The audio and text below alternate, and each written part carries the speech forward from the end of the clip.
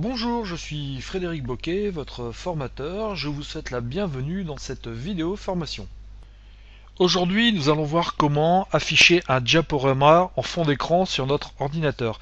Effectivement, il arrive régulièrement que vous personnalisiez le fond d'écran de votre bureau d'ordinateur avec une image. Seulement, parfois, nous hésitons entre plusieurs photos, nous ne savons pas laquelle choisir. Alors pourquoi ne pas afficher à la suite plusieurs photos? Pour ce faire, c'est très simple. Nous allons faire un clic droit sur le bureau de notre ordinateur. Nous allons cliquer à un endroit où il n'y a pas d'icône. Je fais un clic droit comme ceci. Et là, avec le bouton gauche de ma souris, je vais cliquer sur personnaliser. Une fois que j'ai cliqué sur personnaliser, une fenêtre donc du panneau de configuration apparence et personnalisation apparaît. Et je vais me rendre tout en bas de cette fenêtre dans la rubrique arrière-plan du bureau. Nous voyons aussi la photo que j'ai mis actuellement en fond d'écran. Je clique une fois avec le bouton gauche de ma souris et une nouvelle fenêtre va apparaître. Dans cette fenêtre, vous voyez, j'ai emplacement de l'image. Je vais cliquer tout simplement sur parcourir.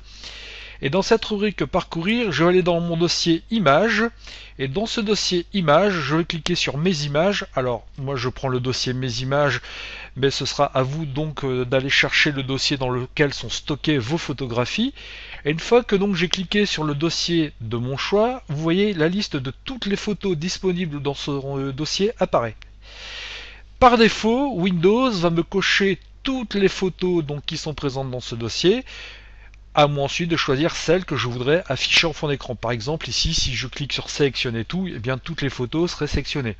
Si je clique, vous voyez, sur effacer tout, eh bien toutes les photos qui sont présentes dans mon dossier ne sont plus sélectionnées. Vous voyez, quand je passe le curseur de ma souris, un cadre apparaît, j'ai un petit bouton que je peux cocher ou décocher. Si je coche le bouton, la photo apparaîtra en fond d'écran. Si je le décoche, bien sûr, la photo n'apparaîtra plus en fond d'écran. Mon écran étant au format 16 neuvième, je vais uniquement choisir les photos qui sont en format dit paysage. Paysage, oui, c'est-à-dire que le côté le plus grand va être en horizontal, alors que si j'ai choisi un format portrait, eh bien le côté le plus long de la photo serait en vertical. Donc je vais choisir uniquement les photos en mode paysage pour s'adapter à mon écran. Donc je coche celle-là, elle me plaît pas mal. Je vais cocher celle-là aussi. Je vais cocher cette photo de lac, cette photo de paysage et la photo avec les deux vaches. Une fois que ma sélection est effectuée, tout en bas, vous voyez, j'ai position de l'image. Alors je vais pouvoir définir la manière avec laquelle ma photo va s'afficher. Je peux très bien cliquer sur remplissage. Vous voyez, remplissage, ma photo va prendre tout l'écran.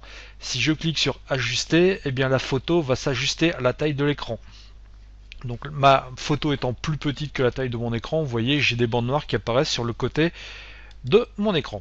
Si je clique sur étirer, eh bien ça va allonger, ça va élargir la photographie pour qu'elle remplisse tout l'écran. Seulement, bon, je vais bouger la fenêtre pour qu'on s'en rende compte un tout petit peu, ça peut dénaturer, ça peut déformer la photo. Après, à vous de voir si vous souhaitez utiliser cette option ou non. Je peux aussi utiliser la fonction mosaïque. Bon, après, c'est une question de goût, c'est-à-dire que c'est plutôt conseillé pour les petites photos, c'est-à-dire que ça va recopier votre photo. Vous voyez, par exemple, ici avec les vaches, c'est beaucoup plus parlant.